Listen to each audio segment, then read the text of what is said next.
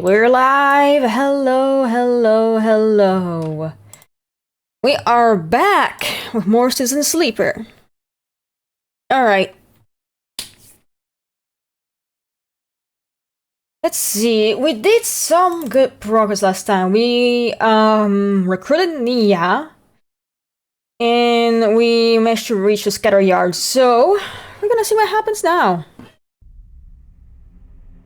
Let's see.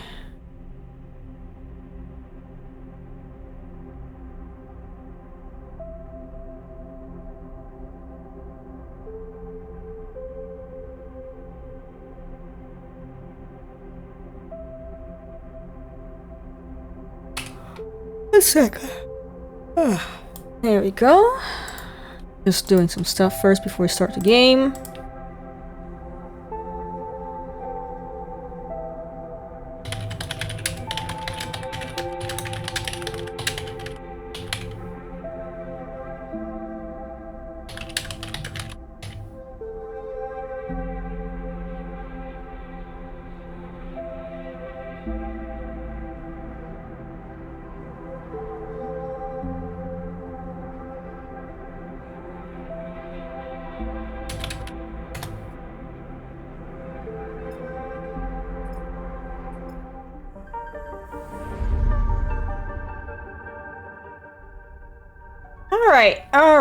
Alright.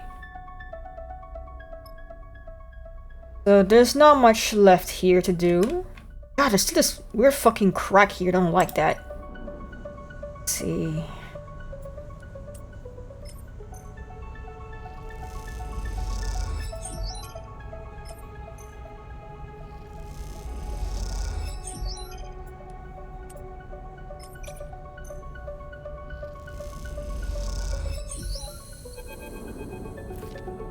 Hey!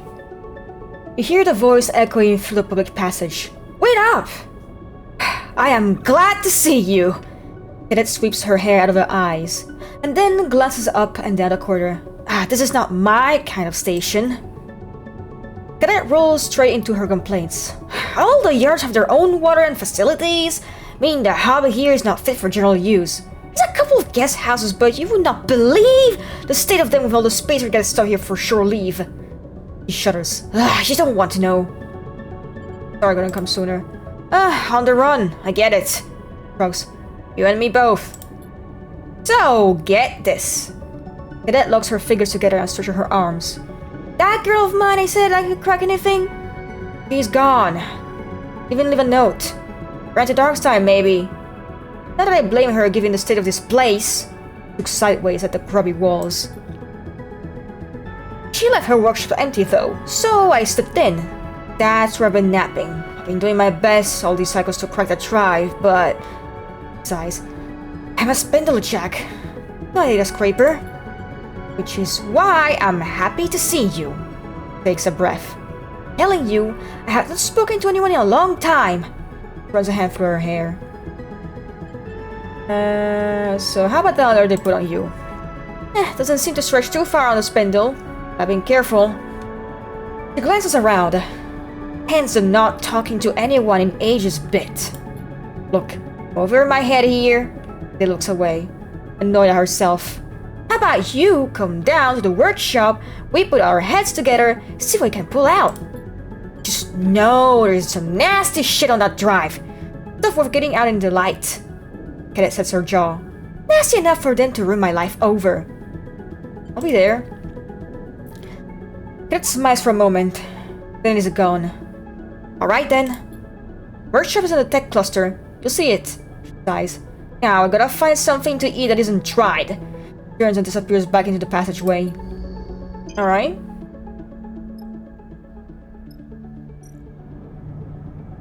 Okay, this is where I get my supplies. And this is where...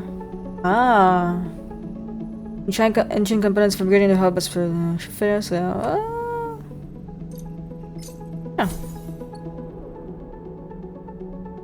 This is done at least. This is where I get to eat something. Yeah.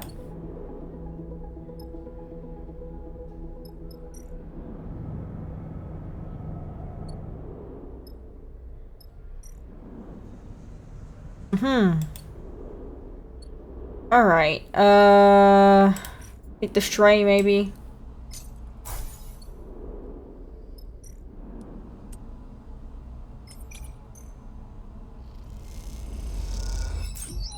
There you go.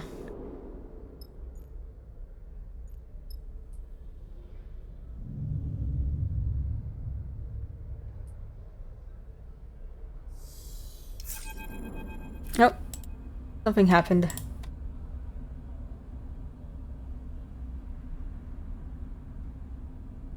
You wake up to something soft and furry rubbing against your nose. Aw, kitty! You sit bolt upright. Your stray kicks off from your bunk and settles on the ceiling, back curled up, looking down at you accusingly with those big eyes. Let me get the microphone closer to my mouth. Sorry. The stray gently pushes off the ceiling with a soft paw and descends to the edge of your bunk, where it hooks its front claws in the mattress pad. Seeing the cat move in zero-G is still odd. It seems to come naturally to it, and yet its shape is so connected to gravity and weight in your mind. A cat should have the heavy, soft form of a mammal, not the languid liquid presence of the floating thing in front of you. The stray uses its hooked claws to twist and split itself, so it softly sighs against you with its back, rubbing against your arm and purring. You know what it wants. Pet the stray. You run a hand down its back, and it shifts its spine in a fluid motion of appreciation. The stray closes its eyes and purrs. It's funny to think how the stray got out of there. Perhaps on a ship from the inner system, slipping on at the Eye of Sintra. And before that, its ancestors were perhaps carried out to Helion by Solheim executive who had the power and arrogance to bring a cat into space. But this cat, the one on your ship, was born here. That much is obvious. He's a creature of zero gravity, a being that orbits and glides, not one that leaps and stalks. It pats your hand, encouraging you to continue petting. It is an animal that is part of the crew now. Can't imagine the rig without her. As you look down at the stray, as nameless and inhuman as you are, the memory returns. The warmth from atmosphere filtered sun, the weight of flesh and fur, the smell of growing things. You know now that this memory is. Couldn't be more obvious. It's a memory that crossed the gap of your creation. A memory from the mind that was copied, emulated, to make your own. It's part of you. This memory is, in the end, a mistake. Those who designed the sleepers never intended you to carry the memories of the minds that were copied for your creation. They wanted you to emerge as new beings, or shoots from the branch of human's life, to be cut short when needed. But mistakes can so often become the most powerful and meaningful of emblems. They can guide a being more strongly than any success ever could.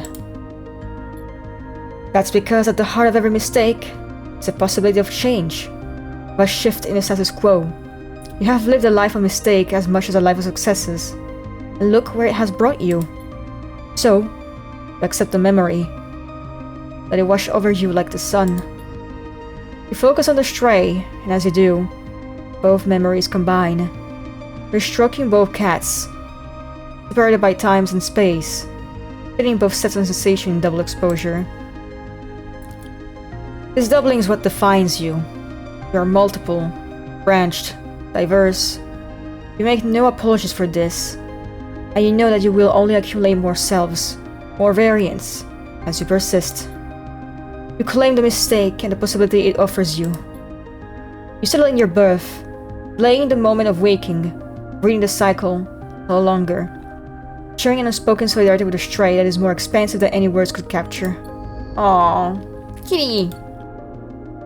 Okay.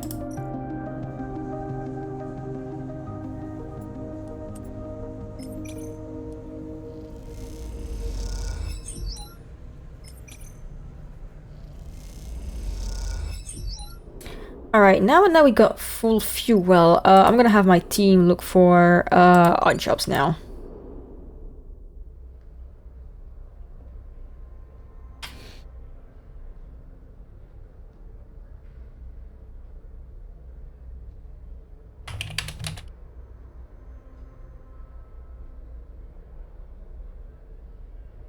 What am I doing? Let's see.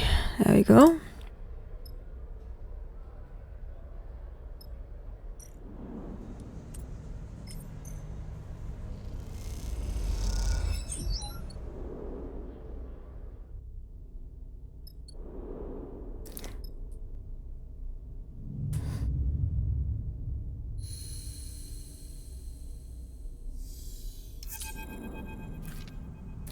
Sleeper!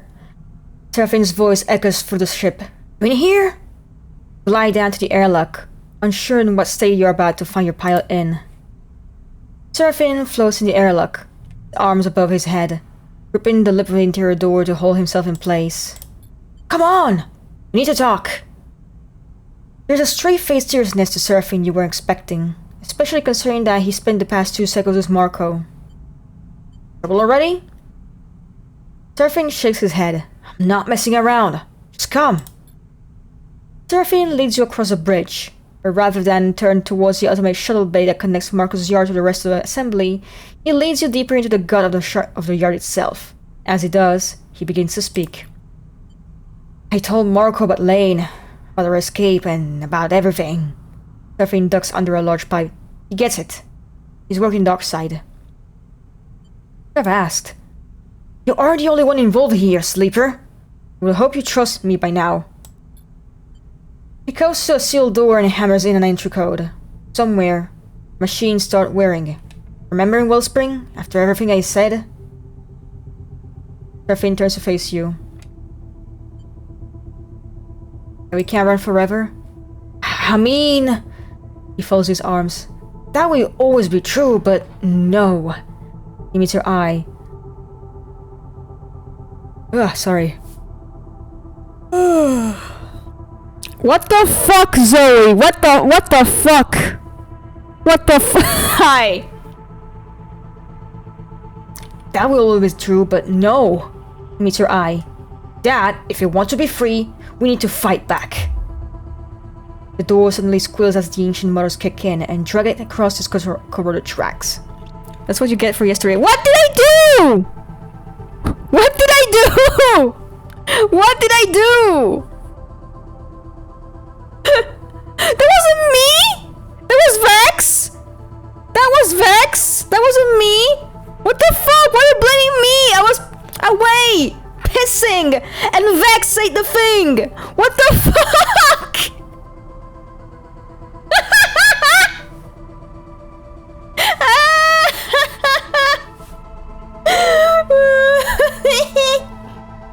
I was literally away when that happened. Oh my god.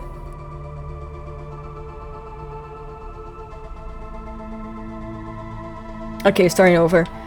The door suddenly squeals as the ancient motors kicks in and drags across the corroded tracks. It reveals a large, half-lit chamber. Its first parts masked with layers of scaffolding and frames, so it is hard to tell where the room actually ends. At the center, in a pool of warm light, Marco floats beside a terminal screen. Vex, when you edit this, I hope you see this, and I know I'm gonna get you! Yeah, I don't think Vex is here right now.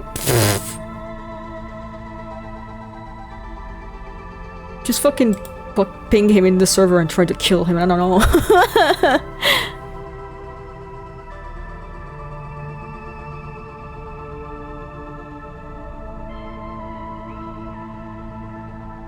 Alright. There we go. Sleeper! He touches his bro in a mock salute as you enter. Been busy plotting? Seraphim shoots you a look. Just hear Marco out, alright? You hear the door you enter through squeak shut, and then a sudden silence descends. Sorry to drag you out there, Sleeper. But I really can't be overheard on this one. He sighs. We're close to Darkside here, and Utsugu have ambitions, shall we say, in the scatter yards. Finn told me the whole story, and I am sorry for your troubles. Clasp his hands together. You have done so well to evade Lane this far, but you must understand, he's also been distracted. Since Hexpro went up, well, Darkseid has been in crisis. The war was pressure shift that allowed Tsubo to build its strength. Expert was a bridge to blow it wide open. Marcus brings his hands apart. Experts their justification for imposing total control in the name of protection. Marco glanced away into a dark corner of the room. And if my hunch is right, it's how they will extend their reach to scatter yards. Where's this going? MEP. Marco laughs and looks at Seraphine. Straight to the business, this one! I am done running, sleeper. Seraphine cuts in. I hate looking over my shoulder every cycle. I hate the nightmares. I hate the fear. I want to face this head on, for better or worse. He looks away, scowling. I won't be controlled by Elaine, and this is our chance to break that control. Elaine is hunting you, sleeper, which means he is not in dark side. Marco raises an eyebrow. This is good for you. There are people in dark side resisting Utsubo, though I hear it's not going well for them. If you could find them, find out what they need, there's a chance there. Marco pauses, and you get the feeling he's assessing your reaction. Taking action is a choice right now, sleeper, but soon it won't be. Seraphine glances at Marco. Not if what Marco is telling me is true. Let's do this on our own terms. What do we need to do? Seraphine meets her eye with conviction. Thank you, sleeper. I know we can do this. Let's not get ahead of ourselves, Marco interrupts. I will need some time to work this out. If you want to go to dark side, there is no way you can take that stolen rig. It was a big enough risk to bring it here. He glances at Seraphine. You get the feeling he's already been reprimanded for this. So I need to find you a way in a way and a way out. Marco rubs his hands together. I know it can be done. Marco turns to you. I recommend you take the next few seconds to prepare. Scatter yards are a good place to both spend and make cryo, depending on your need. And Finn? Marco puts a hand on his friend's shoulder. Try to stay cool. To be reckoned only. A chance to see what's happening on dark side and make your connections. Not the time for grand gestures. Seraphine nods. Thank you, Marco. He glances at you. I'll keep things quiet until you're ready. You and Seraphine leave the hidden bay. Door screeching open to allow you to exit. When it seals once more, Seraphine turns to you. This is our chance to shift things, sleeper. Let's keep our heads in the game. Are there other options? Do you see any? Seraphine sighs. You heard Marco. It's just recon. We get in, make the connections, and get out. Then we can talk options. We should give Marco some time. I got a few things I want to take care of in the scatter yards. I want to get a message to Tala. I know she will want to hear from me before he trails off. Let's make sure we're ready. Keep your head up, sleeper. I'll see you on the rig. With that, Seraphine kicks off down the passage on his way to the shoal dock. You watch him go, unsure if you're impressed or concerned about his headstrong nature. Either way, things are in motion. The only thing you can do now is give yourself the best chance of success. Woohoo! Alright, we got a new thing going on.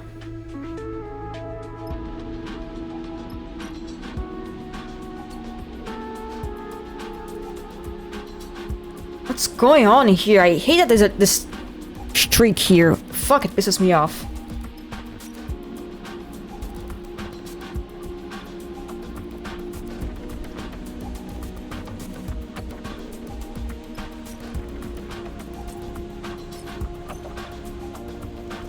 Piss, you shut the fuck up!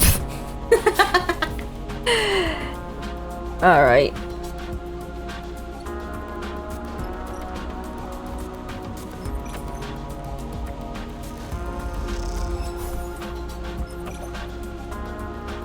Yes, I hate you.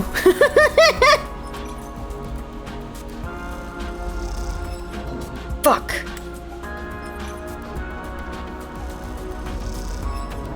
Damn, okay. Hydrate, god damn it. Okay, I'll be right back. I once again don't have the Fuck you, Zoe.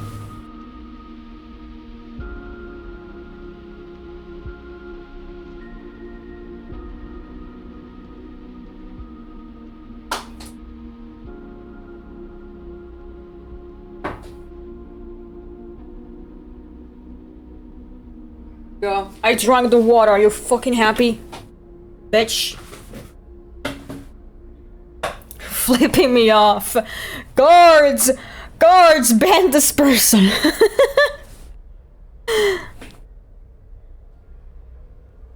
Alright. Back to it. I was gonna eat something.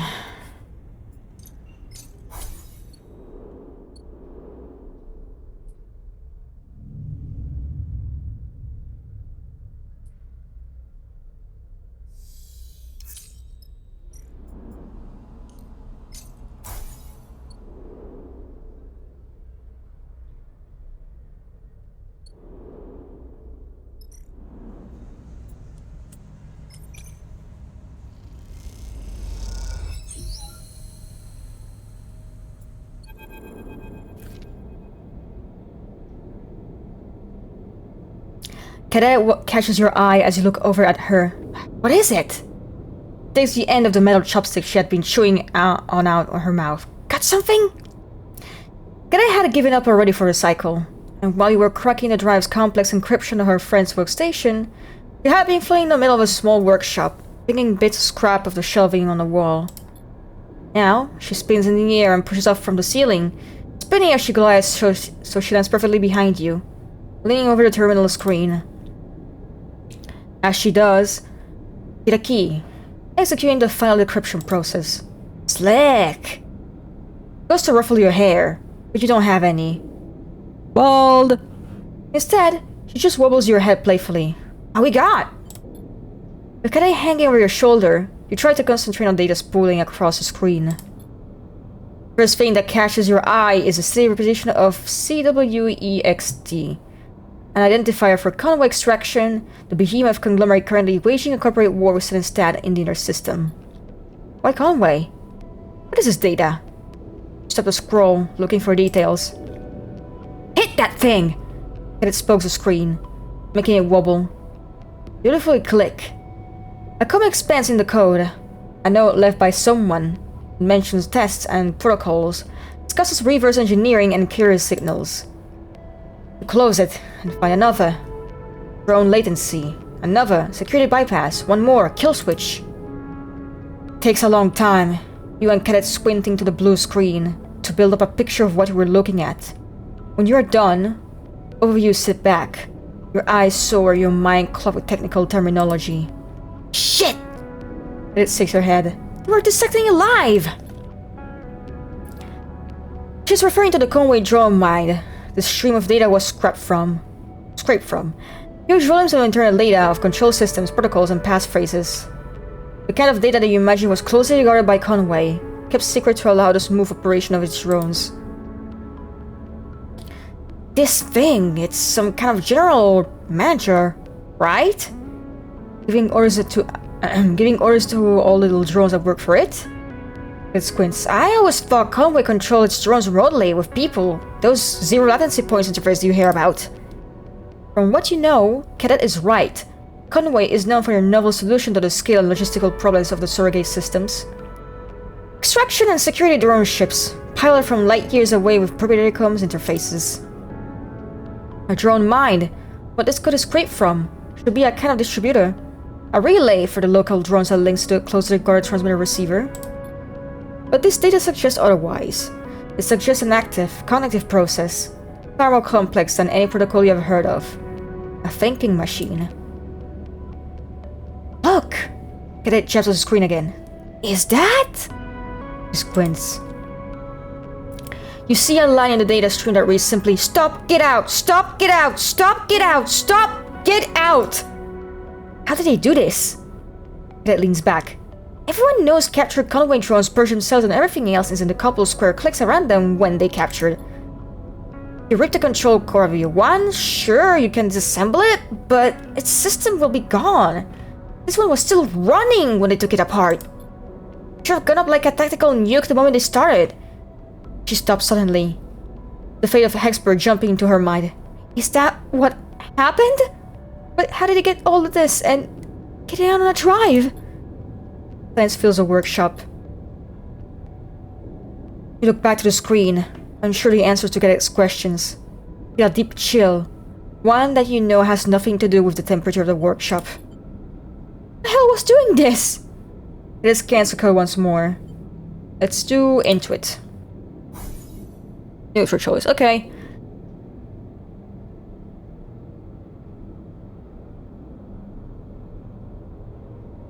You go back over the data, scrub clean, and a mention of who's scraping by data. You go over it again.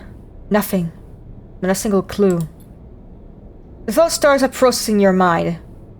Who scrubs data this clean? Who wants Conway drawn protocols? That's that? Or is it or is it that too simple?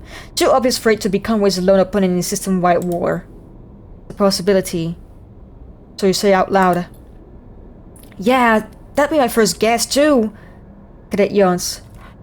I still guess. That was a real yawn. I've been at this for too long, Cadet sighs. I'm cooked. She pulls away from the terminal and floats into the room, stretching out her aching back. We know they had this drawn mine on Hexport. That's where they were cutting it, scraping it. We know something happened, and Hexport went up. She sketches her thoughts in the air and hand gesture summarizes. Okay. The data got out on that drive, I'm assuming. For the explosion. Then got on the far spindle. Someone tried to query it, using me, but the receiver wasn't there. Turns and looks at you, which is when they ruined my life and my job trying to get it back. Need more information. Yeah, we do. She floats over to the drive and picks it up. This thing has trouble written all over it. But it's also the only way to buy my life back, she frowns. The way I see it, we have to expose these fools so they leave me be, or give them data so they piss off forever. It's a plan. All the roads lead in one direction, I'm afraid. She spins the drive in the air. Back home. Export. If there's anything to confirm and deny this data, if there's anything to connect it to, if there's anything left at all, it'll be in the remains of that station. I had a feeling it might come to this, so I made some inquiries when I first got here. The word is that the place is irradiated to hell, but I've also heard the radiation is fading, and it's not like the belt is glowing anyway. He shrugs grimly. The suits, we have maybe a few cycles before we start to leak through. The problem is getting in. She puts the drive back on the desk magnetic surface. First spindle is a no. Not only do I want to get picked up there, but the debris is denser on that side. Not safe way in. Dark side is the best bet. She shakes her head. But I heard you have some trouble waiting for you there. Yeah, whatever. Can we wait? Much else we can do, she shrugs. The place has one hell of a storage spot. Shield from everything. Plus, as areas are no one's territory, I'm gonna leave the drive here. Squints at you. No peeking! But me, I want to keep moving. So, I was thinking I could make myself useful till you shake that troubling dark side. She smiles. Work for room and board and all that. You want to come with me? Yeah, she smiles. Professionally speaking. What do you say? She folds her arms. You know I'm tough and I can do plenty besides rail and airbag. Yeah, sure, you're coming with me, bitch. I'm collecting every single fucking squad mate. That's the answer I was looking for! It scans the workshop. I've had enough of spacer bathroom for a lifetime. I'll make myself at home on your rig. Picks up the drive and tucks in a pocket. Oh god, I'm hiccuping a lot right now. Cadet glances away at the racks on the wall, and you follow her eyes to spot her bike where it is hanging, carefully secured and pristinely kept. Cadet gives you a hard look. Better have room for my bike. Yay! Recruit cadet! Yay!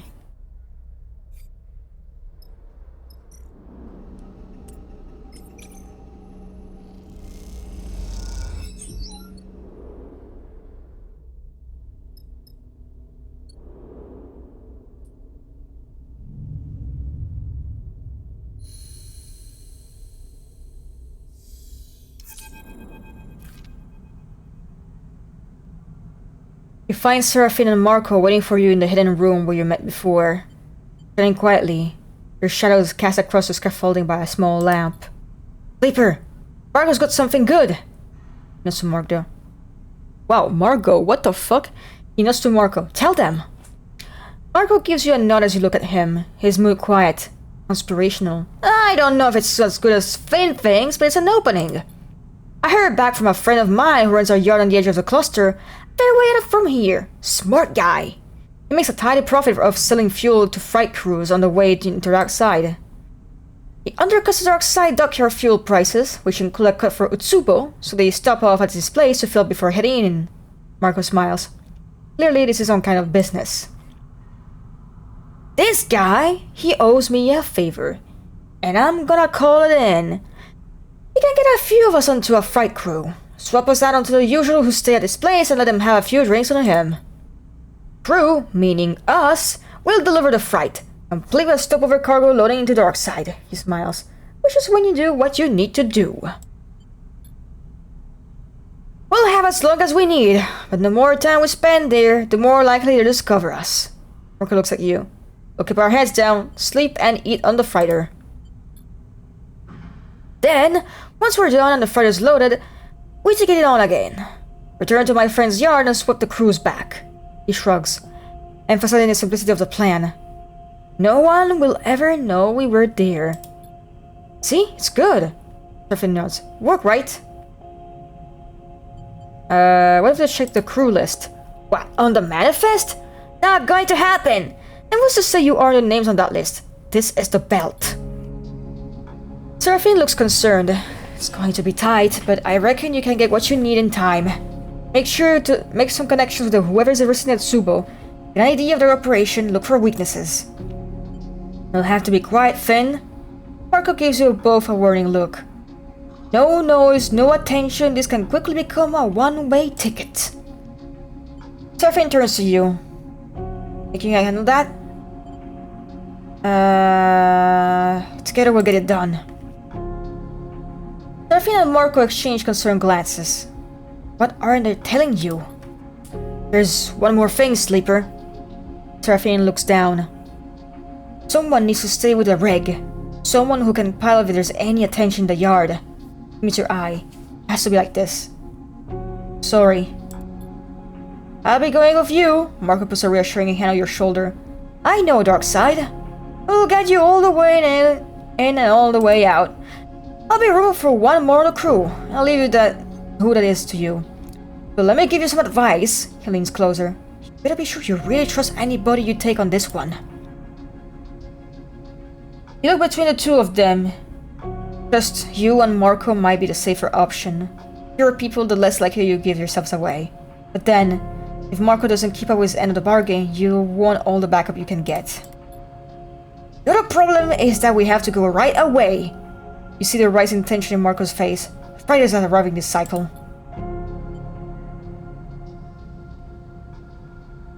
Seraphine turns to you. Sorry I can't come, Sleeper. But we need to do this now. Let's go. Seraphine nods. The expression dark. I'll be ready whenever you need. Just give me the word and we'll be heading out to my friend's yard. Marco sighs. We keep this tight and nothing needs to go wrong. His words echo in your mind as you leave the hidden room. A creeping doubt settling itself in the pit of your stomach. This is it. Time to go back to Darkside. Holy fucking shit. Scary. Let me get some supplies first.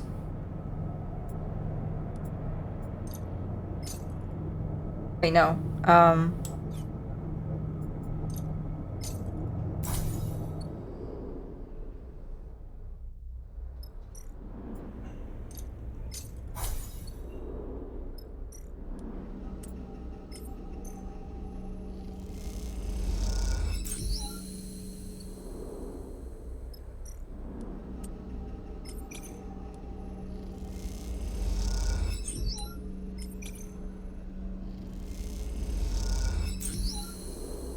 Could be useful.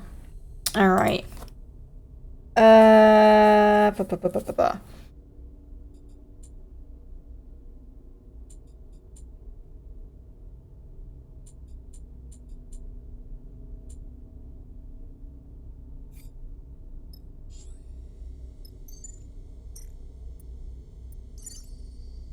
Alright, Marco, what do you have? You have...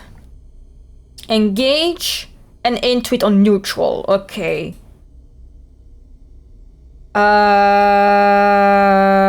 We need someone maybe on engineering. Bliss, I swear to god, if Bliss fucks this up, I'm gonna kill them. Cadet also has neutral engineering and engage, but I don't need engage. I already have Marco with neutral engage and intuit.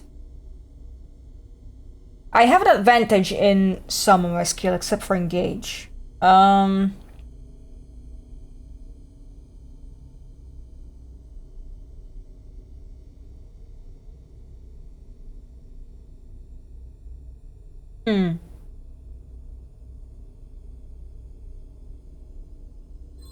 Who do I pick? Fuck.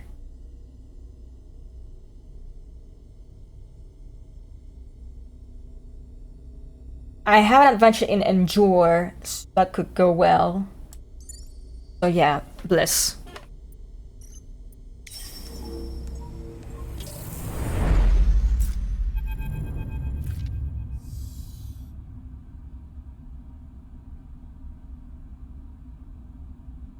I've been streaming for almost an hour. You know what? Let me just do this.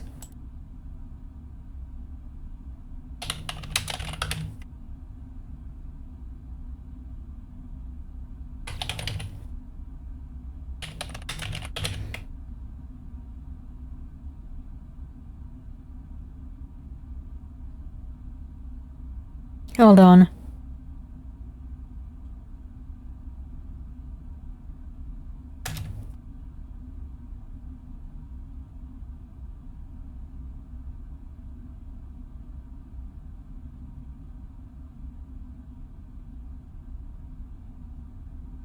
There you go. OBS, what the fuck? I know you want to talk about OC so bad. Fuck you. And god damn it, I guess... Damn it, the water made its way down. God damn it, I'll be right back.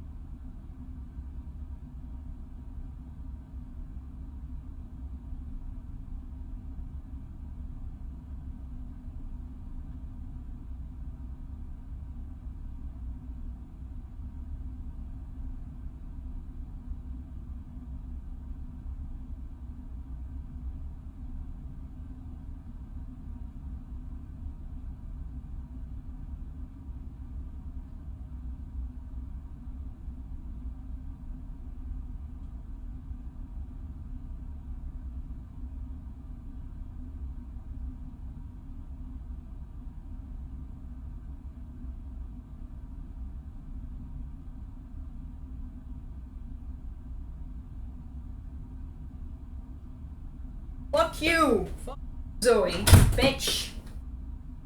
Alright. Back to it.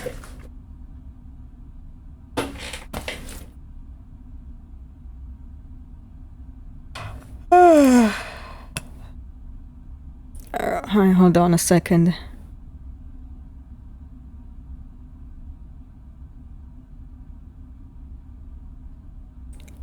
My fucking body just keeps making me hiccup!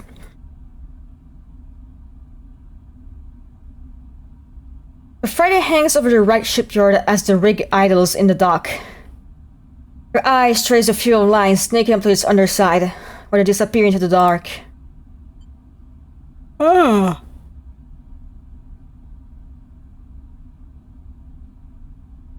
A chirp from the pilot console breaks the silence. Marco's signal. This is it, sleeper! Serafine settles back from the control of the rig. He looks over his shoulder at you. Better be going. This goes wrong, I'm blaming you. I expect nothing less, Seraphim smirks. You glide towards the back of the cockpit. Seraphim clears his throat. Don't do anything reckless, alright? As you float down the corridor towards the airlock, Marco comes to meet you. His usual gear swept out for a plain set of overalls that you imagine are borrowed from the fighter crew. You ready to go, Sleeper? The crew we're replacing already in the yard, so the sooner we get on board the better. Because you look, how are you feeling? Concerned. Fair, but don't need to be. This is the simple part. He pats you on the shoulder as you cross into the airlock.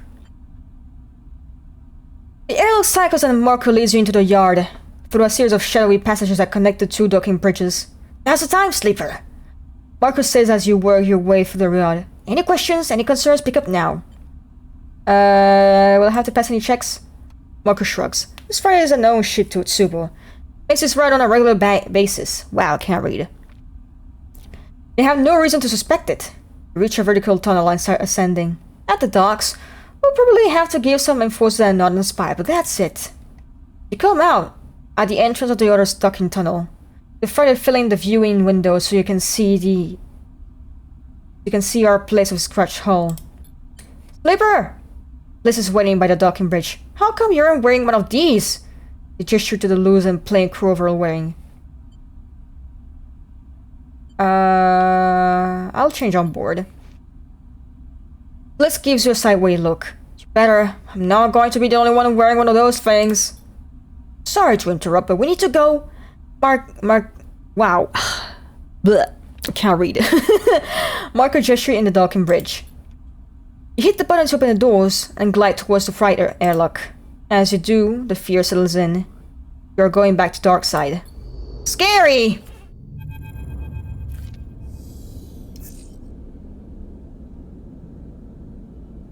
Dark side sprawls out across the starscape. Surface a vast and random accumulation of structures, lights, and signs. You have watched it as the freighter cut across the belt, as it grew, cycle by cycle, like a stain across the cockpit glass. Watching it approach, the fragmented memories of your time there pass through your mind. Each one dissolving the moment you try to focus on it. Only the sensations remain. Despair, claustrophobia, fear, all somehow strengthened by their disconnected nature. It's as if, by not being attached to specific memories, they can run free through your mind, as alive as they were in the first moment of feeling. Instructions received! I appreciate it! Marco's in the pilot seat, talking to the Port Authority. Coming to strut 2-3. Turns back to you, clicking on the outgoing comms channel. First step complete. Got docking approval, as expected. He raised his eyebrows, noticing something on your face. Get together, right? I got this.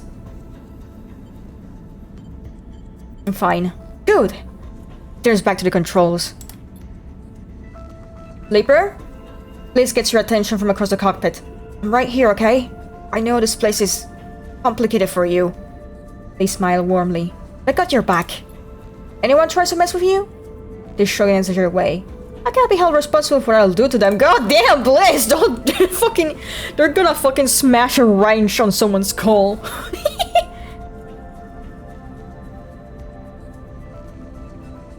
There's a hollow rumble through the body of the fighters as Marco brings into the dock.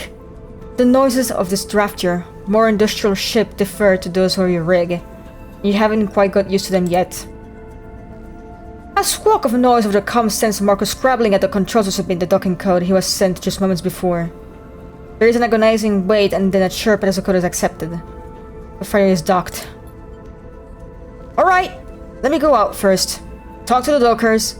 Start the unloading. He unclips from the seat. Then you're good to go. Okay, I'll wait. Scary. Marco nods. Alright, hold fast. And he glides out of the cockpit without waiting for a response. You hold your nerve, looking out at flickering lights and the distant traffic. The airlock clunks and open and close again. Time drags on. You turn your attention to the shop ahead. Things stretch out in front of you. Darkside seems impossibly vast. Too vast to find a specific person. But just to find a type of person? Someone unhappy with Utsubo's gains? Ready to risk their life to change his place and push it to a point of desperation or anger? that might be a lot more doable. But first, you must understand Utsubo. See how they run this place, where they meet, what they talk about, find where Utsubo is the weakest, find where they can be broken, and think about the pressure that might be applied, not just by you, but by all of Darkside. How much do you trust Marco, Sleeper? Bliss blurts out the question almost unconsciously. Sorry, I just... Do we know him that well? Surfing does. Bliss nods. I hope Surfing trusts is well-founded then. They sigh and look at the station. The airlock cycles once more, and moments later, Marco's in the cockpit, sweat beating on his brow. He takes a moment, his mood carelessly flustered. Well, I've been the truth like a little, I've been the truth a little back there, but I think we're good. He runs a hand over his stupid fucking hair, slicking it back into place. Luckily, I had a lot of practice lying to the dock workers. He gives you a wink. They'll begin unloading later this cycle, and they won't be in a rush, he smiles. Our time, as promised. But... The sudden interjection evaporates any relief you were feeling. Utsubo are watching those docks. That I know for sure.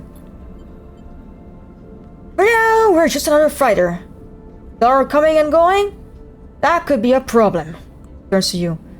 We can try to disable the monitoring, or just get the job done before it becomes an issue. Why didn't you say anything earlier? I didn't know earlier, but now we do. Either way, we need to get on this, get on with what we are doing. Marco folds his arms. Utsubo are everywhere, but we need to understand them, to know what is happening inside their organization. Slip under his skin and find out how they work. Marco looks to you. This is what I recommend. Now, Sleeper, it's your turn to lead. He folds his arms. Tell us where to begin. You feel the attention, the pressure, shift to you. Time to find some allies. Ooh. Time to find Utsubo's weaknesses. Time to stop running and resist. Okay, fuck.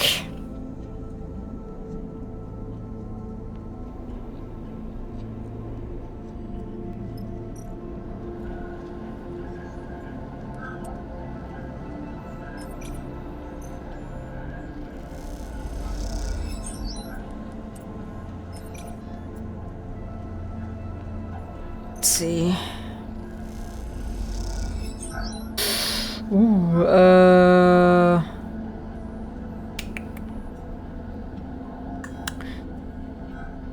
I have,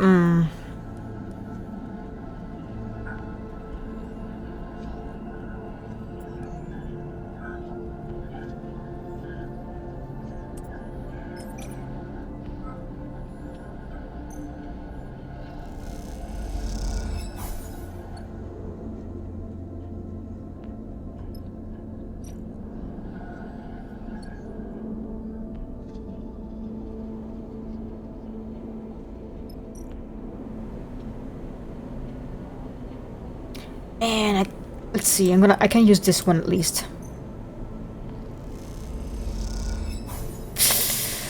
Marco, what the fuck?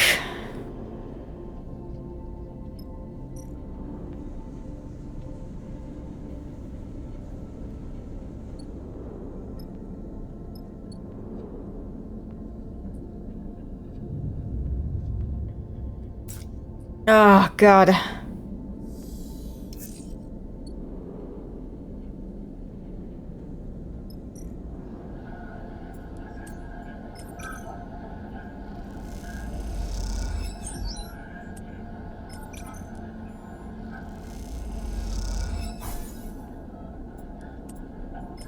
Please, 25% chance of negative. Oh my god. Okay. Okay, that's solved at least. Bliss, you can at least help out with that. Oh my god, Bliss!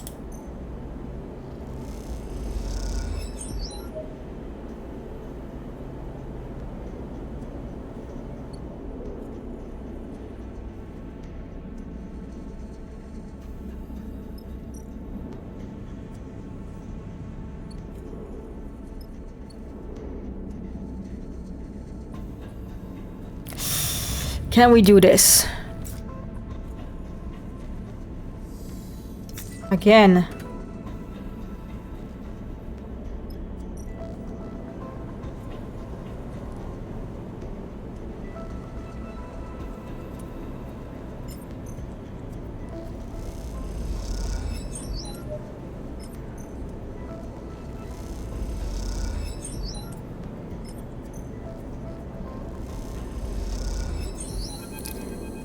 That's one. You have located Subu's safe house. You're sure of that. But getting inside will be tricky, thanks to the automated lock on the entrance. There has to be some way to get a passkey. Make your way through the rise. Head down in dark passageways. Sleeper? Blaze taps you on the shoulder with a certain urgency. Marco's gone. You stop in dark side passageway you were drifting down. A quiet connection between the two thoroughfares. You glance around the loose bundles of wires and steady metal plates. It seems like a safe place to talk. Oh, got hiccups again. Just mutters something about having something to deal with and then split, just like that. Liz sighs and shakes their head. Just when? Before I could say a thing. Pause for a moment, unsure to react. What's going on? Liz shrugs. You tell me, Sleeper. I thought Marco was solid. Liz folds her arms. This doesn't look solid to me. Looks far from solid. Take a moment. No need to panic. Marco brought you here. He'll get you out. Look down the corridor towards busier water passage where people drift by. If he needed to deal with something, then, well, he needed to deal with something. Doesn't mean anything. But you sure as hell wish he had given you a warning. Surveillant now sure-handed the ship's going to be from bad to worse. Ah, fuck!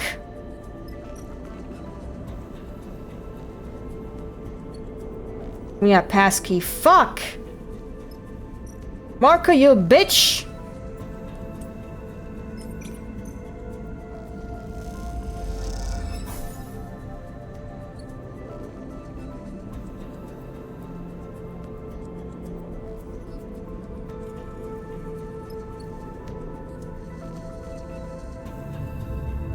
God damn it! I have one less crewmate now.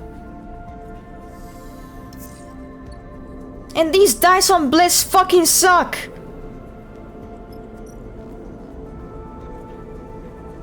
And I don't have the thing I need. At least I got that.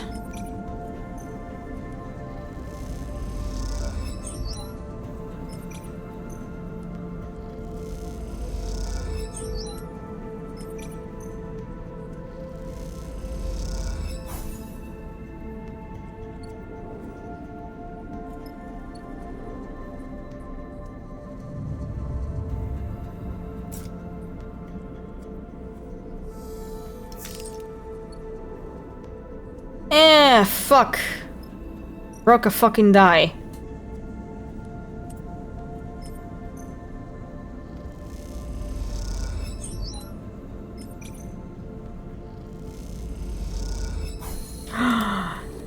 Okay.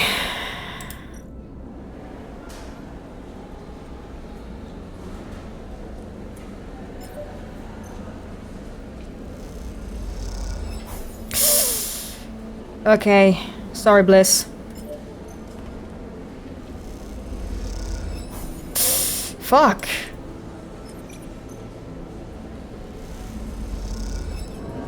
Oh my god, are you kidding me?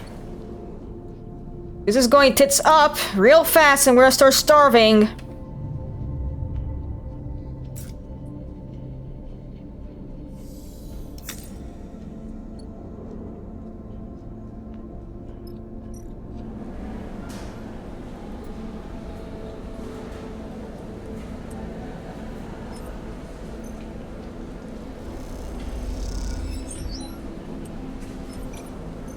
Come on, one more, baby. One more. Yes! Okay. We're starving, bitch. We're starving!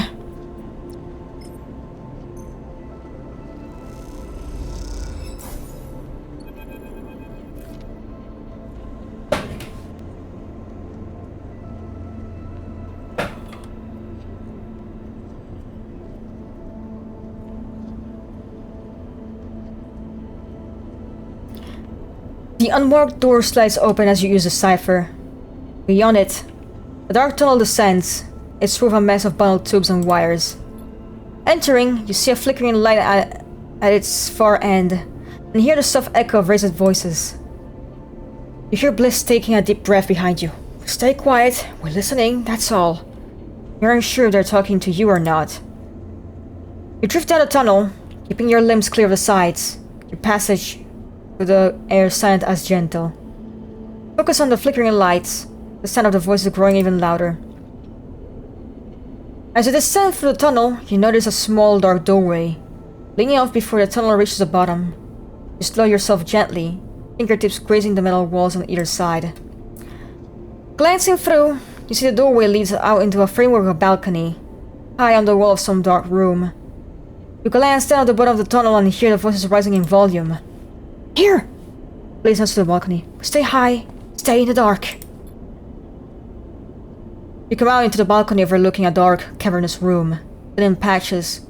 A bright area in the far end is filled with people, Utsubo and 4 members, all facing forward, their floating bodies silhouetted by the pool of bright light ahead. In a bright pool, 2 figures are arguing. You come to the edge of the balcony, a feeling of safety granted to you by both your elevation and the cover of darkness. Below, the entire room has its attention focused on the 2 figures in the pool of light. The watching audience keeping to the dark perimeter, as if they were observing a piece of theater. You feel Bliss arrive beside you, her attention like yours on the scene below. I'm a bit thirsty. Fuck, I need to grab some water.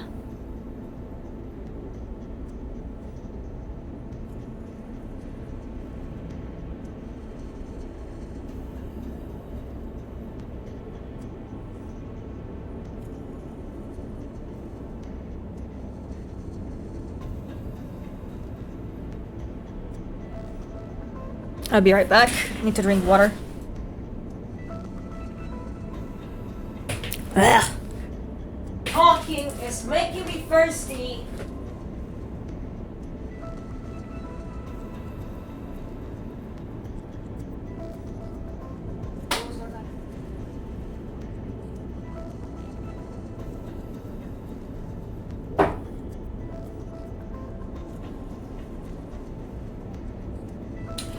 Back to it.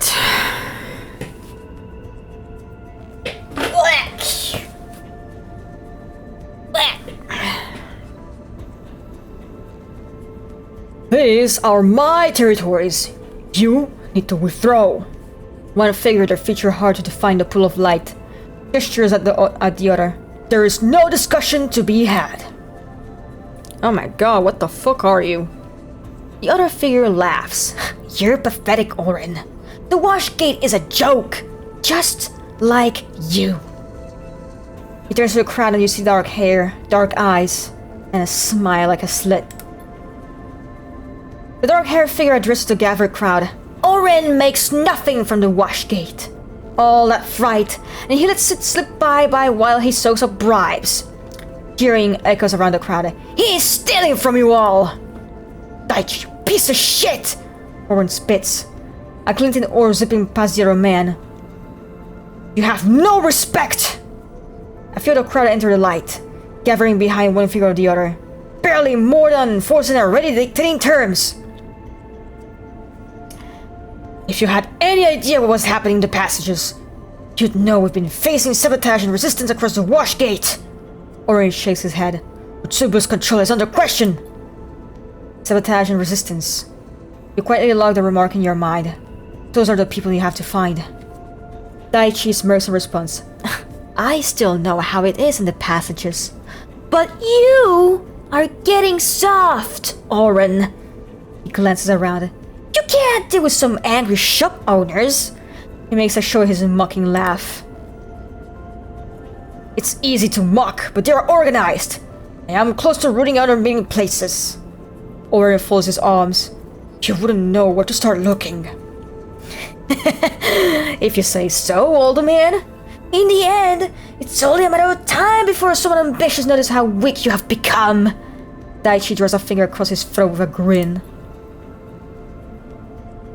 The room erupts in shouts, Both sides call out insults, while others from the crowd air their own problems, some drifting into the light to heckle Daichi and Oren directly. Silence! A voice cuts through the room, raised above all the others. Ooh, voice crack. The noise drops. You lean forward to get a better view. Ankita! Oh my god, it's Ankita! Holy shit! There she is! There she is! Ankita! Oh my god! She was in the first game! A woman holds her muscular arms in the air. A wide, strong push or control, not surrender. Oh my... That's very awkward because I'm pretty sure that Ankita and Bliss were exes. So, You hear a sharp intake of breath from Bliss beside you. But you don't dare look away for more than a moment. Both of you! Shakes her head. Her long braids snaking through the air she does. Enough! This is not how we do things! The chaos is replaced by disgruntled muttering. No one voice willing to rise above the murmur. Daichi floats to one side, arms cruelly folded, while Oren fumes opposite of him, his hands in tight fists. So, this is how the Star Wars conducts its business? She shoots a hard look around the room. Animals! Fighting over scraps! Ankita! Oren eyes Daichi and he speaks. Daichi is the one disrespecting the leadership and the trust they have placed in... I said...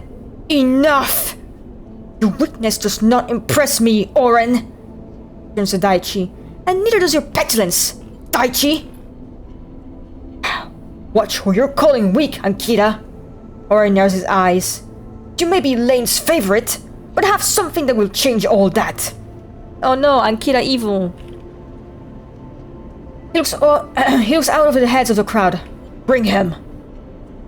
A figure is dragged into the circle of light, her head low, a greasy tangle of dark hair drifting over her face. They lift a hand and slick it back over their eyes. Marco, yeah, I fucking knew it. Fucking Marco, what the fuck did you do, you dumbass? Fuck. Dipshit. Marco! Bliss hisses from beside you, as Marco's pale face catches the light, gleaming with sweat. This one here has a very interesting story to share with us all. Oren gestured to the gathered crowd. I'm sure you are all aware the bounty Lane has put on the head of a very valuable skilled sleeper and her accomplices. Well, Marco here tells me... He smiles at Marco, whose eyes are fixed forward, squinting to the light, that same sleeper is, right now, on a ferry moored in the Washgate docks. Marco, you dumb fucking piece of shit, you had one job! A ripple runs through the gathered crowd, a reflection of the value of this information. You wonder how much cries on your and Seraphine's heads. You look into Marco's eyes, attempting to see any indication what it might be. Desperate bid to save himself, or betrayal of everything you agreed upon? His set stare reveals nothing. Now, Lane himself will be returning in 3 cycles, and you can imagine how pleased he will be when I present the sleeper to him. Ankita stares at Oren. You had no business keeping this from me. She folds her arms. I will be the one to bring the sleeper in. So fast, Ankita. Oren turns to the gathered crowd. First of you to bring me the sleeper will be given a share of Washgate. He shoots a look out of the circle of light. That includes you, Daichi. The crowd erupts in shouts and movement. The assembled Utsubo members suddenly up and moving towards the doors. You push yourself into the corner of the balcony, tucking yourself into the shadows as you see the tunnel filling with voices. Ah, this is so fucked up now. There are shouts and scuffles, and you fear that any moment you will be discovered. But as time passes, the noise subsides. You only open your eyes when the sound disappears altogether. The Utsubo members on their way to your freighter. The freighter that is supposed to take you off the dark side. Feel the panic rising. You're trapped here once more. I can't. Bliss whispered beside you. I don't... They meet your eye. We need to go now. You ascend through the tunnel. Silent. Slow. Your eyes are on the entrance, hoping that no Utsubo member returns or enters. And then you're back on the main passageway, blinking the light of the fluorescent panels and gliding away from the entrance lost in a daze. Oh shit, we're so fucked. We need to go. We need to fucking go! Somewhere in the rise, you eventually stop. Not sure where you might be going, but you need to get away from what you just witnessed. Can't go back to the fighter. That much is clear, which means no supplies, no place to sleep. Then there's Marco. Was this always part of the plan? Or is this just him in survival mode? Your mind fills with questions and worries, your path ahead unclear. I know her, Sleeper. Bliff. Wow. Bliff seems out of breath. Whoa, I can't read, man. Bracing themselves against the wall of the passageway. Ankita. See a tear glittering. Reaching for the eye. We came to the bell together. Was she? Ankita. She was a mercenary, but you left that behind.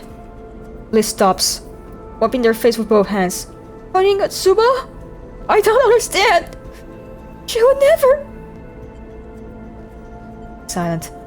Maybe I can find her. Talk to her? Bliss shakes her head. She has to have a reason. There must be more to this. What about Marco? I don't know. He sought us out, but... Bliss shakes her head. Something doesn't add up. Why shut himself there? Bliss goes quiet, lost in thought. It's clear. You see them turning the problem around in their mind. Their past with Ankita is affecting their judgment. You want to talk to her? The woman looked homicidal. But she has Marco. You still don't know what to do about that. Can you really leave this place without him? How would Seraphine react? He actually has been caught by Utsubo. Can you forgive him for giving in to pressure? You're struggling to be angry at him. Perhaps because you have been where he is now, under Utsubo's control. What would you have done to escape? What would you have given up? We need to find somewhere to rest, Sleeper. Bliss is dry-eyed and determined now. The decision made in their mind. We should stay here in the rise, far away from the port. We'll need supplies, and more than that, we need a way out. They turn away and look down the passageway. I'll find an empty unit for us. Don't go anywhere. Take a moment trying to find a focus. Maybe if you could find us resisting Utsubo, they could help you? Though you wonder if they existed at all, given that Marco was the one who reported their existence to you and Seraphine. Was this whole thing a ploy to collect all the bounty, to bring you to the dark side? If you search for Marco, perhaps he can answer for you or better or worse. But then, you recall Oren's words. Sabotage and resistance. If that was an honest plea, then there is some truth in what Marco said. Utsubo is being resisted. You try to gather yourself. You have to bounce back, to come up fighting. Otherwise, this place will drown in the darkness. Evil X. Yeah, I got an achievement for that. Holy shit. Damn, we both fucking suck at this. Shit.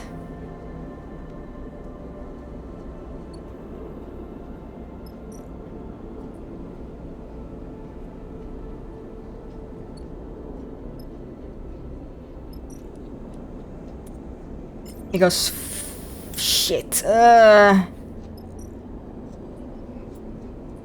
Let's hope for some better fucking die so I can at least get some better.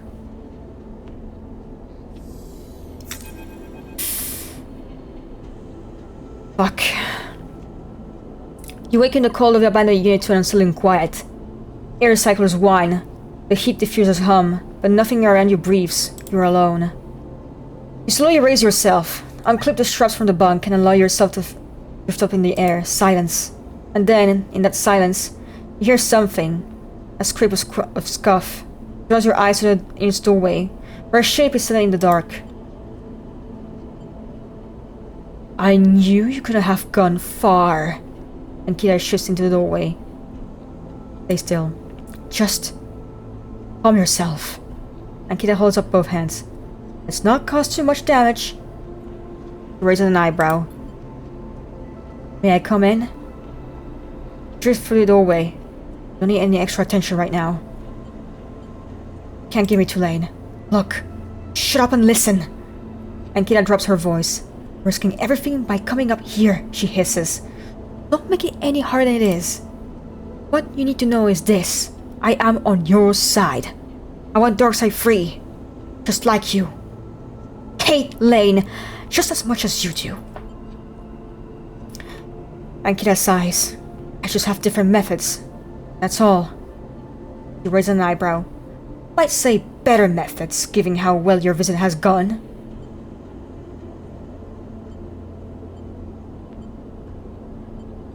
Why should I trust you? I'm the only person who can get you off dark side, so you better listen closely. Ankita hisses. It's taken me more seconds than you would believe to get this deep into Utsubo, and I'm not about to give you up for one escapee. But then, Lane doesn't usually run all across the belt chasing a lone escapee, even a sleeper. Ankita drifts a little closer. We're shadowing you. So, you need to tell me now, what does Lane want with you? Why are you so important to him? I don't remember. Ankita raises an eyebrow. Please tell me you're joking. What you don't understand, Sleeper, that I've been trying to keep you safe since I saw you arrive. But your friend hasn't made it easy. Getting himself caught by Utsubo is bad enough. But then babbling about you being here? He sighs. I can only protect you from so much. Where's Marco? I don't run the gang. He's Oren's. I can't risk starting an internal war. Either way, you're lucky you are in the same position, and you have me to thank you for that. So, I'll ask you again. Came into eye. Why is Lane pursuing you? Frame is changing. Ankita looks away in thought as you explain. She waits for you to finish. None of it makes sense, but there's no way I'm letting Lane get his prize.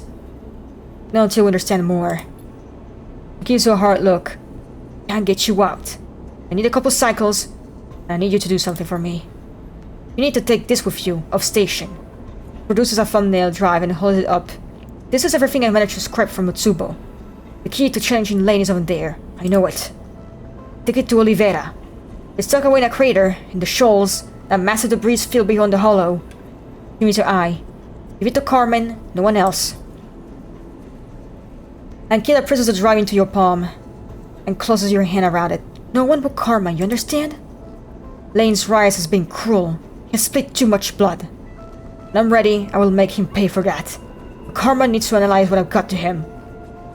To find the right place and moment to strike. Ankita meets your eye. I knew a sleeper once, and I should have trusted them.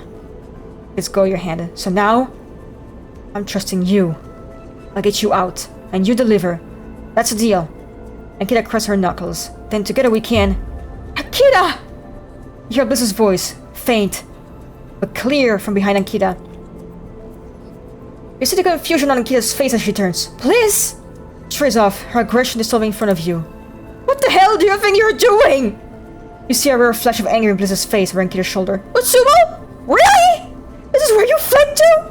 The welcoming arms of the Belt's cruelest gang? Bliss, Ankita stumbles over her words. And now what? You're here to deliver the sliver to Lane? Bliss stares her down. You disgust me! Bliss, it's not like that. I'm here to help the sleeper, to help you both. What the hell are you talking about? Bliss's anger is softened a little by the confusion. I infiltrated Utsubo. I'm working to get the sleeper out of the dark side, to free this place. Infiltrated? So that's it? You guess yourself as some sort of spy? They shake their head. After you left, this is where I find you. You're trying to get yourself killed. Ankita looks down, silent. Her panic at seeing Bliss now turning into a cold, hard anger. Don't lecture me. I'm trying to do something worthwhile. She meets Bliss's eye with fire. You have no idea what I have to do. Bliss looks away. I don't want to know. They shake their head. I don't want to know a thing. Silence falls in the room, the tension growing. Ankita turns to you. You have to go, sleeper. She glances between the two of you. Are you taking a big risk coming here? They cannot find me. 2 cycles. Be ready to leave. She backs out of the unit. When Lane comes back, you go out. Neither of us wants him to win here. And a piece of advice, forget Marco. Keep your head down and wait for me. She raises a finger. Need supplies? Still in Flicker Row. Otherwise, keep them to yourself. Ankita gives a hard look and slips out of the unit. Okay.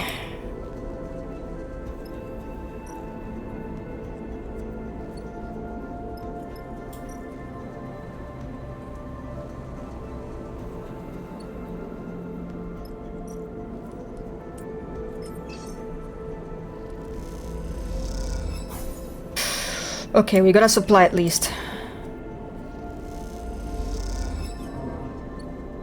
Bad.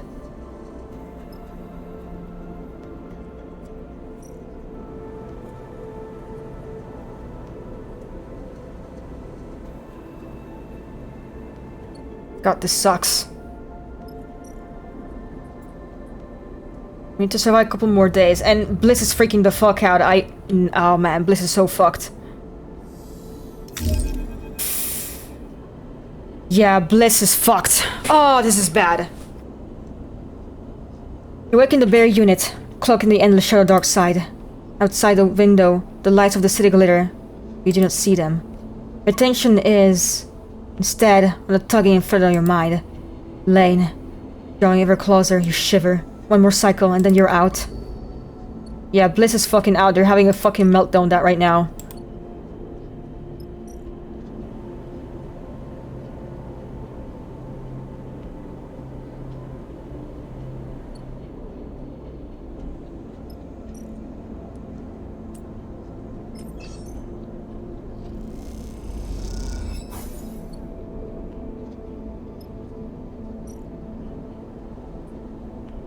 One more cycle. Fuck this.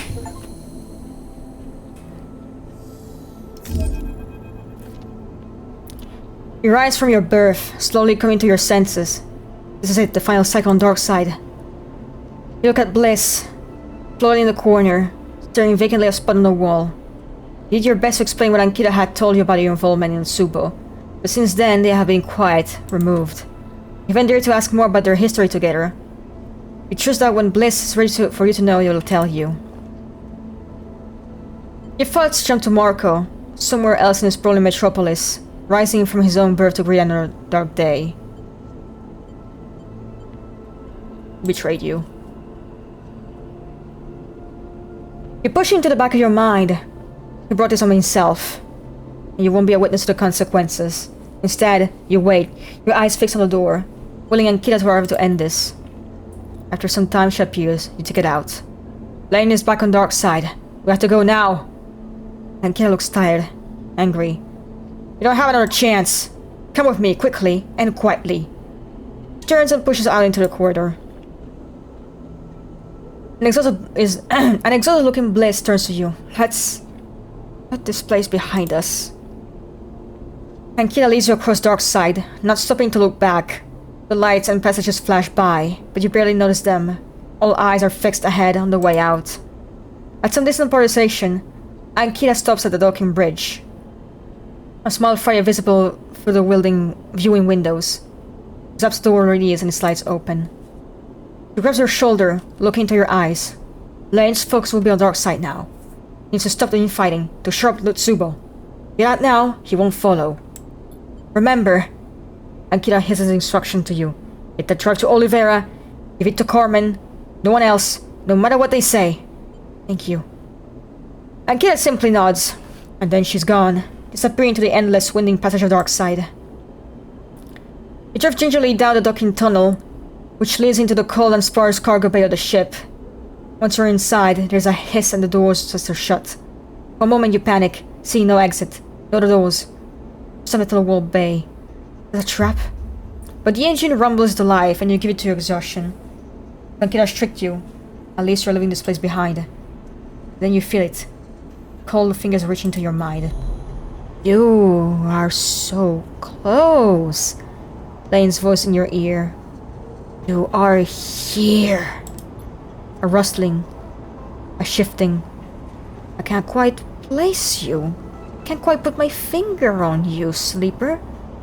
But I know you're here. What are you doing here? Hoping to confront me, perhaps? Something else? A hiss. I'm right here, you coward. Come find me.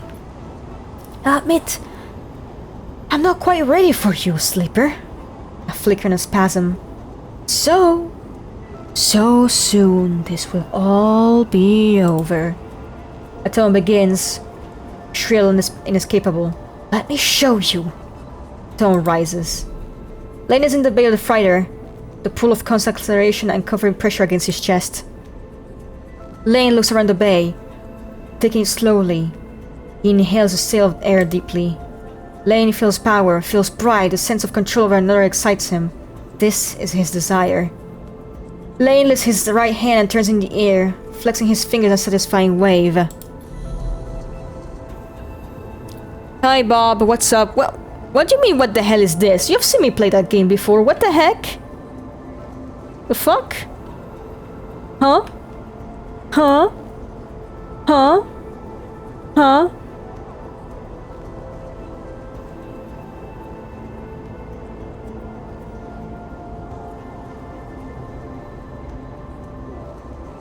Okay, 1 second, let me just quickly reblog the post.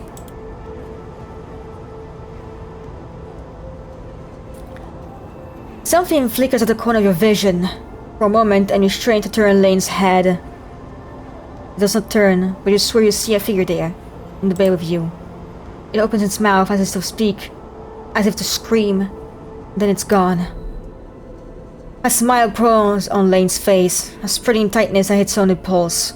He raises his one hand and uses to grip the smallest finger in one other. A pause and then a sudden jerk. Lane snaps the finger back against the joint. His pain is instant, as is yours. Burns your vision away. When the white-hot blindness has faded, you look out on those same metal walls. You hold the same finger in your hand, and as you release it, you see the crooked shape it has been bent into. Are y'all having Pentecost here where you are in America, Bob? Is today a holiday? How was Reaper today? You missed out on a lot! Damn, it was a fucking gold mine. Gotta be there next time, bro. Stop being a fucking normie. Stop touching grass. Stop spending time with your loved ones. Don't have a life anymore. Don't even have a job anymore.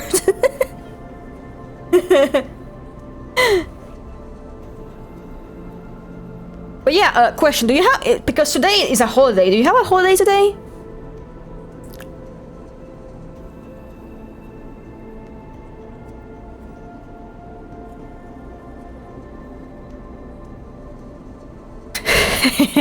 I love my beautiful girlfriend. Okay, normie. I mean, I hope it went well. I hope you had a good time too. A shiver runs through you, and you reach back into your own mind to see if any trace, any fragment of flame remains there.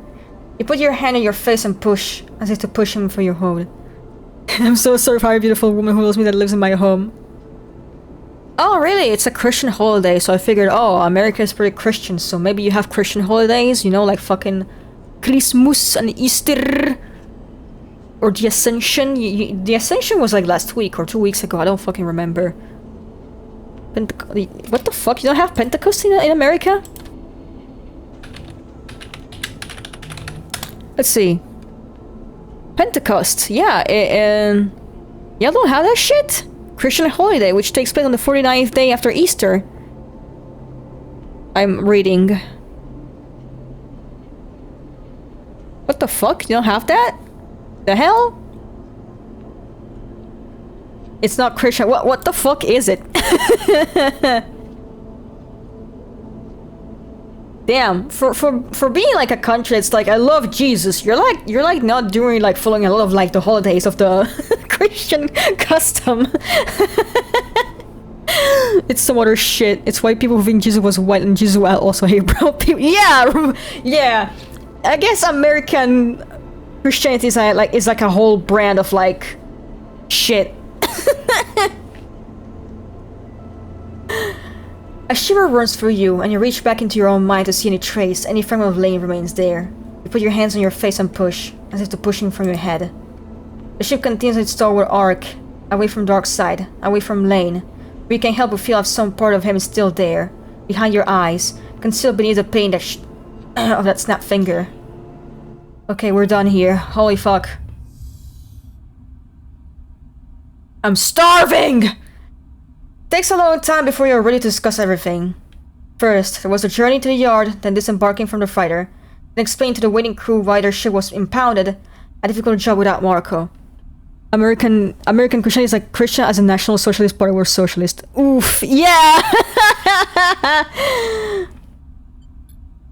Thankfully, the crew of the ship that brought you to the dark side, sent by Ankita, took the others aside and settled them. Though, through the promise of remuneration or the threat of violence, you're unsure. God, I'm hiccuping so much. Ugh. Ugh. But you expect they will leave together for Darkside soon. You do your best to explain things to the crew. Though touching what happened to Marco is not something you're willing to do at first. Bliss, in particular, seem to struggle, taking themselves away from the rest of the crew. And mostly staying on their bunk. Seems in kind of Ankita brought back memories from the time the two of them were a couple. And horror memories, too, from time after when Ankita left.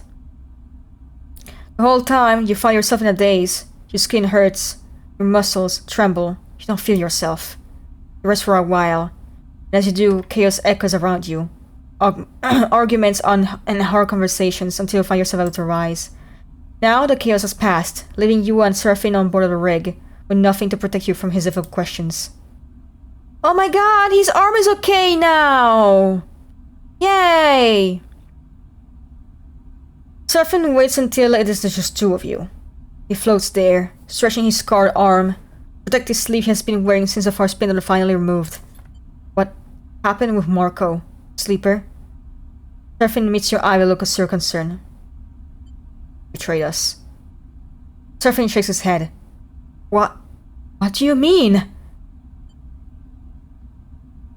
He told the two where to find me. No! Seraphine frowns. That can't be. He pauses. It's not that I don't believe you, but Marco hates Tsubo. Seraphine sighs. He's come through for me so many times, I never thought... He goes quiet for a moment. I trust you, Sleeper. Say he did, then he did. He pauses, choosing his words. All the more reason to find him and get him to explain himself. Marco had his reasons. I'm sure of it. Maybe they weren't good ones, but... Praise off. I wish he was here to explain himself, that prick! A look of sadness crosses your face. What do you mean, how long? How long is the deal? I don't know. I don't know.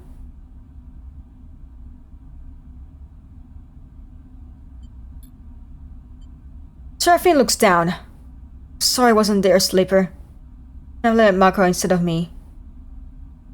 Damn. Knew this would happen. Seraphine looks away. I'm sorry I didn't listen then, but it was our chance. He looks up. 30 seconds? I mean, there's always gonna be some delay on streams, right? I don't know. Well, by delay you mean by the time I do something and it goes on Twitch, or like... Oh, you're desync, what's going on?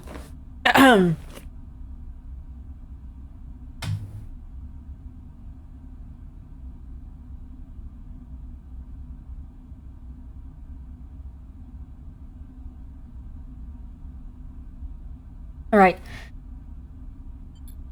You explain how the meeting you witnessed. You explain about the meeting you witnessed, the conflict between Oren and Daichi and Akita's intervention. Explaining Akita takes a lot more effort, but you try to remember everything that happened. You explain Akita's insistence that she was working against Darkseid and how she got you out of cessation. You explain to Utsugu itself is coming apart with Lane absent, and this will draw his focus away from the two of you. Yeah, by delay, you mean like by the time I do a thing and Twitch shows it, or like is it like an audio desync? What are you talking about?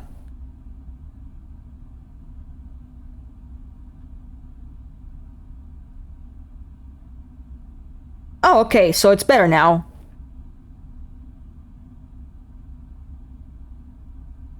I'm assuming because you said 30 seconds, but I don't know if it was actually 30 seconds.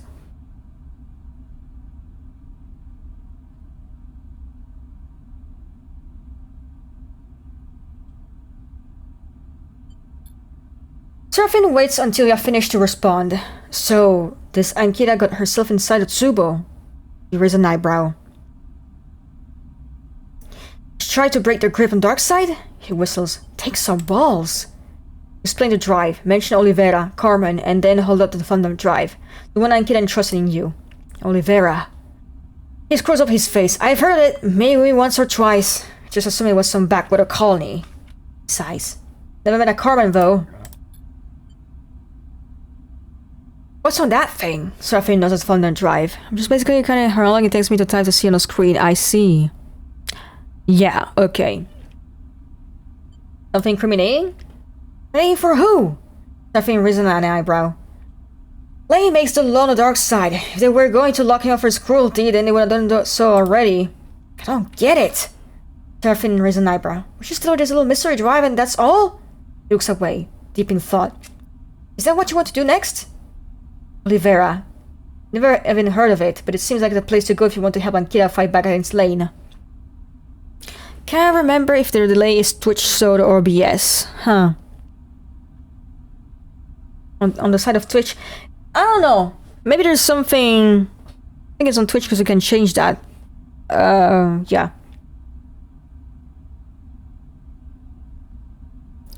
Look at the drive, and as you do, you can't help but feel you're being used, not for the first time. One thing I will say, Seraphine begins, clearly thinking out loud. If you want to head back to Dark Side, take on Lane, we're going to need to do so in our ship this time. Some crews get spoof transponders sent out a signal matching on their ship, he shrugs. Not going to get one fit in here, but that's something we need to look out for.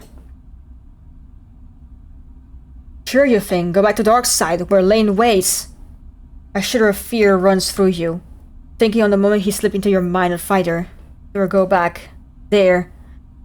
You know you'll need something to counteract him. But also you recall Overseer's presence in that moment too. A strange form holding his shape as Lane tried to override your control. Perhaps Overseer has a way for you to resist his signal. Your mind whirls with possibilities and problems. Is this really the right move to go back to the place that almost killed you twice? To take Lane on? Seraphine looks at you expectantly. What are you thinking, Sleeper? Need to prepare. Could I agree more? Seraphine shakes his head. Next time will be different. We'll be ready. We'll come out fighting and Lane won't have a clue what's hit him. We need to work, we need a crew. Seraphine starts counting on his finger. We need to take that thing to Oliveira and we need you strong, Sleeper. Speaking of, Seraphine takes a box out of components. I kept myself busy these past cycles, working the fabricator base on the scatter yards. Figured I could use some spares. First, Seraphine takes a calming breath, re-rest.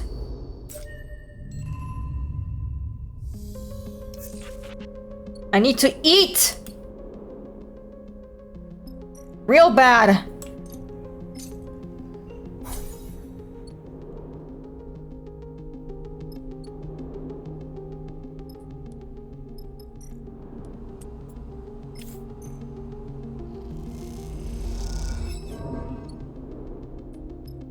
And repair my fucking dice. Holy shit, this is bad.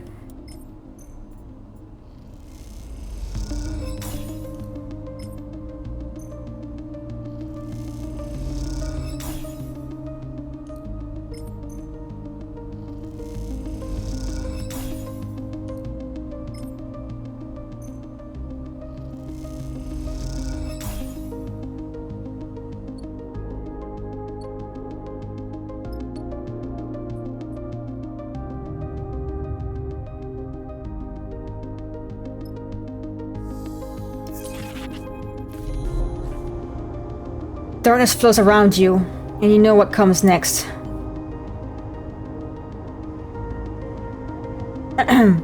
Sleeper! Multiple image of Overseer assembles itself in front of you.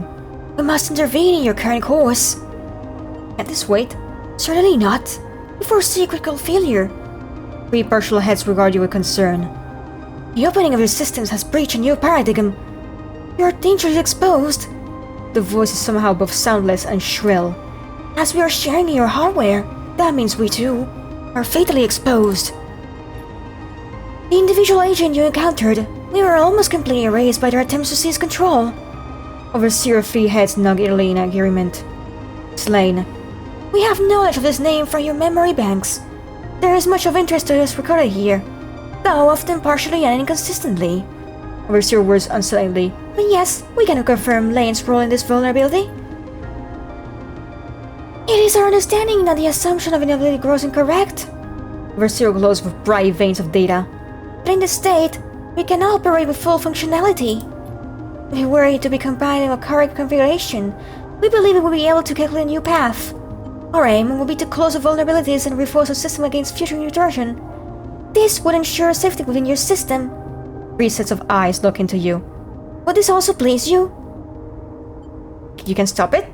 Correct. Overseer stutters like a glitch animation. Our expertise was into all the system maintenance and security. Beyond our administration and navigation capabilities, we were built to do this. At least, this is what we understand. Without being recompiled, we are aware of these capabilities. We cannot access them.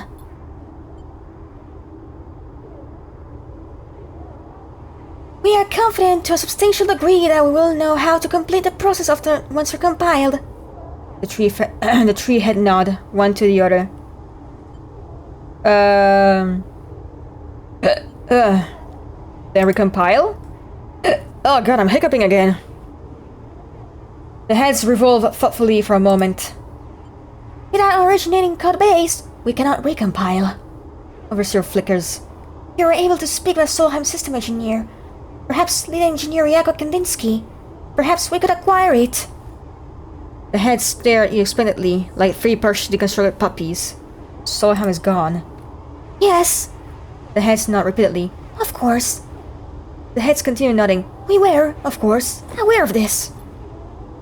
You look at the fragmented program, itself, its system, unstable and broken. You realize it is far worse off than you, and its collapse is almost inevitable. How could it possibly save you? It is a difficulty. Overseer flicks between poses. All code bases are held in centralized Solheim facilities. They are Station A1, the CAN Channel Operations Center, and the control center of the HAPEP, or Helium Asteroid Belt Problematic Extraction Project. Overseer smiles helpfully. HAPEP, is that dark side? Overseer immediately latches onto the thought. Based on your memory banks, we believe so. Correct. It occurs to you that the entire conversation is happening within your head. It is an unsettling feeling. And go back to the dark side. Correct. It would be inadvisable without precaution. Overseer chirps brightly. We understand that the individual seeking to override you is stationed in the HAPEP itself. Overseer's three heads separate, and turning once in conference. The shadow heads turn simultaneously, concealing the darkness with which they address you. But if you could access the HAPEP mainframe without making yourself known, we could reconstruct ourselves and gain the ability to reconstruct you. Theoretically, one of the heads adds. Theoretically, the other two heads confirm. Would it operate from lane? Theoretically, the heads confirm again. The reassurance of the delusional Solheim protocol are barely reassuring, but if Overseer is correct, this may be your only option. We feel your doubt, but we must impress on you the importance of this. Please. Overseer's eyes flash, all six of them. If not for your sake, for ours. If you cannot find your way to HAPEP before encountering this lane, you will surely be overridden, and we will also share your fate. The heads rotate. We would not like this to happen. You sigh, exhausted from the conversation. Overseer gets the message. We'll leave to you to recharge, but please consider the path ahead. You come back to the rack paneling of the bunks. Somewhere behind your left eye, the ache begins.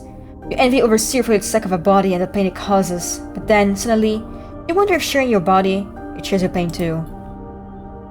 The thought makes you pity the broken protocol, and a sense of time and place shattered, perhaps to share the moment that you would like to admit. The path ahead begins to take shape. It seems a return to Darkside is inevitable, but you will need a help to make that return, okay?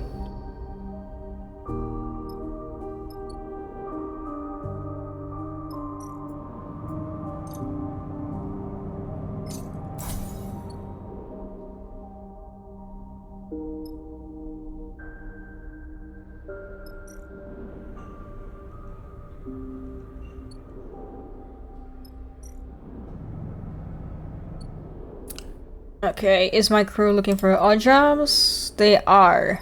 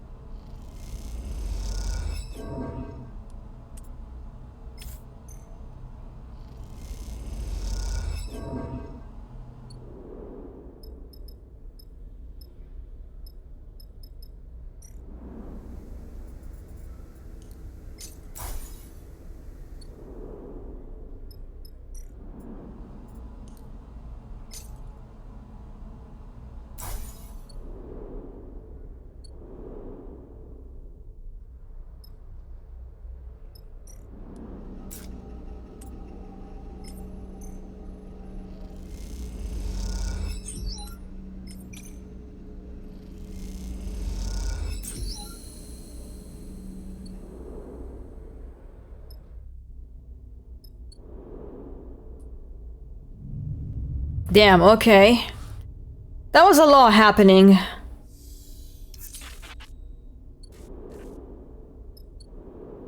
Oh, fucking damn, more glitch dice.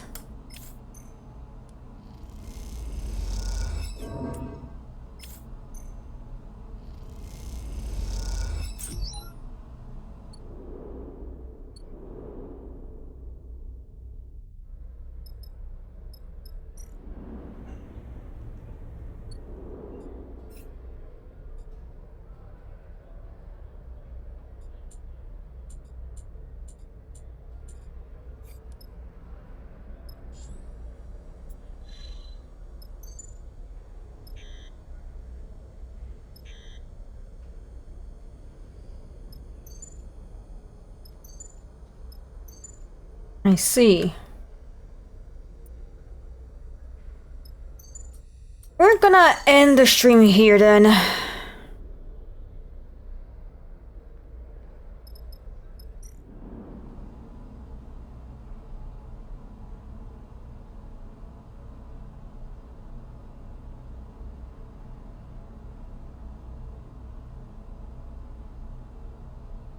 Yeah, like, those are, like, put together, but they're kinda shit, hence the cracks, but, like, whatever.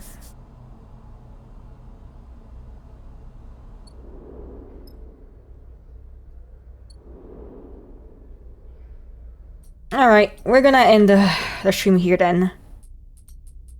We did some story progress and I'm happy about it.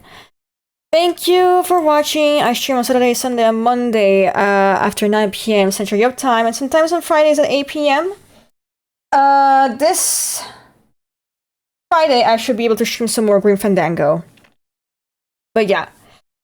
I think Emily is streaming. I'm gonna see. No. Okay, no one's is... There's no one I can rate, so I'm gonna end it here.